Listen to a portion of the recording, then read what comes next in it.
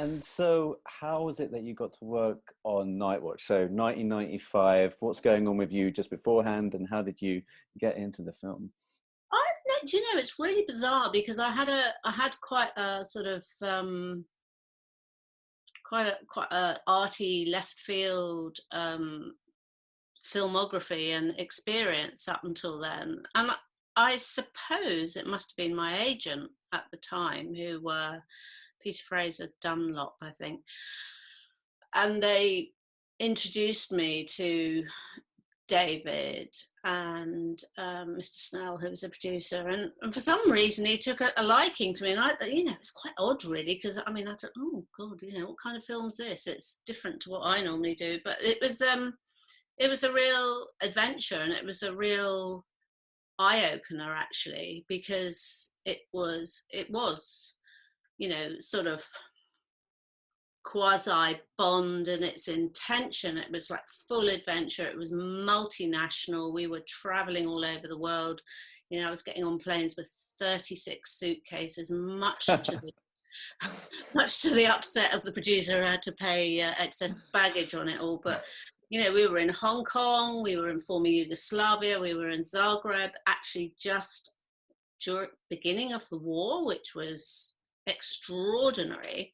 And we were in Amsterdam, and I think there was a bit in Pinewood at the end as well. So, Right. In terms of film experience, it was very different to my little studios in the East End with a couple of artists. So, and it was great and exciting, and yeah, Piers was amazing. He was such a gentleman and so accommodating and collaborative, and it was just fun. It was fun. It was quite difficult, I have to say, but Right, it was okay. it was fun. Yeah. And so this is the year before GoldenEye, I think. This is like his last Yeah. film before he becomes Bond. And watching this film through that kind of prism, there are so many Bondian moments, like the fight on the boat with the towel that comes into the GoldenEye as well, and then the casino, like even the way he orders the waitress over, with the double flick, it crawling Yeah. through the vents like Connery in Dr. No. I'm Yeah. just wondering, was anyone looking at this film, like from the Bond's point of view, and saying, "Oh, this guy is just a perfect fit"? Well, I don't know, but maybe Peter Snell was talking to the Broccoli's. I don't know, because it was all, it was. I think Piers is still one of the better Bonds, Right. and he did all his own stunts on that. Really? Yeah, he was really, really super focused, super professional. And it was funny, actually. In Hong Kong, we had this enormous motorbike stunt guy, and I just looked at him and I said, you don't look anything like Piers. Where am I going to get like 3 times the size of the jacket that I bought?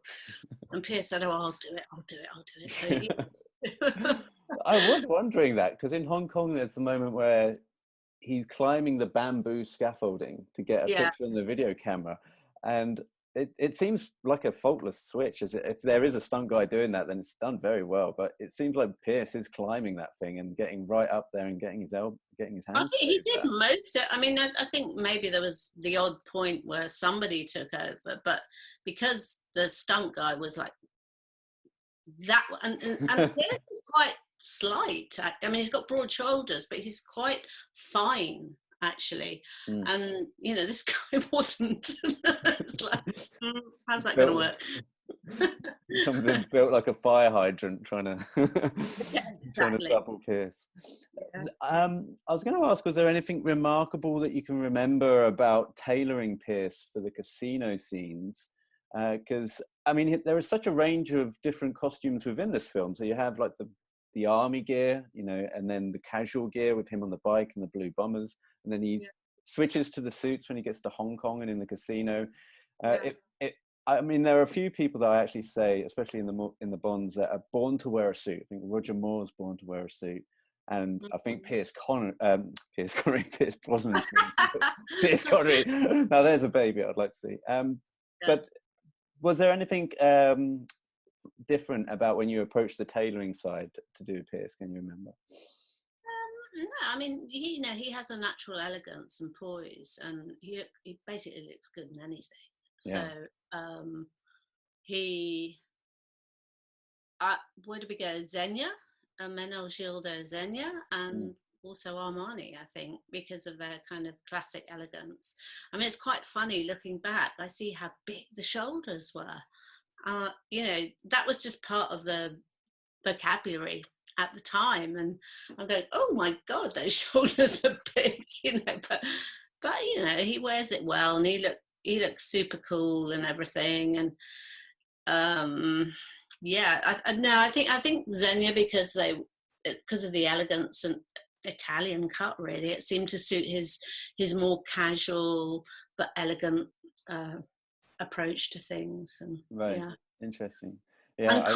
cool wool. That's the other thing. It's like super fine wool. So Right. you wouldn't be going for English wool and tailoring because it's too uptight. And not uptight. I mean, I love English tailoring. I think it's beautiful, but it wasn't right for him in this.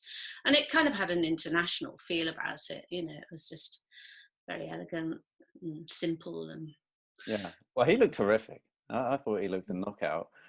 I'm curious, Annie, how many people ask you about Night Watch? Because when I saw it, I immediately looked you up and got hold of you and said, oh, I'd love to get you on the show. And I think your first reaction was, Night Watch was like 25, 30 years ago. I said, yep, I want to talk about it. Does anyone bring it up to you, or do you talk about it at parties at all? No, not really. I mean, it's funny because, I mean, in a sense, it's probably the most mainstream entertainment. Just trying to think. I mean, I've done quite a lot of stuff since, obviously, but and it maybe it's just not that well known. Maybe now it's on to buy on Amazon. It's got a renaissance. Maybe people will be more interested in it. I mean, Right. And because Pierce went on to do Bond, obviously at that point, and maybe it eclipsed this film in a sense, but I certainly think it gave a taste of what was to come with him. Yeah, definitely. And the other thing is he just done not Don Quixote. What was it?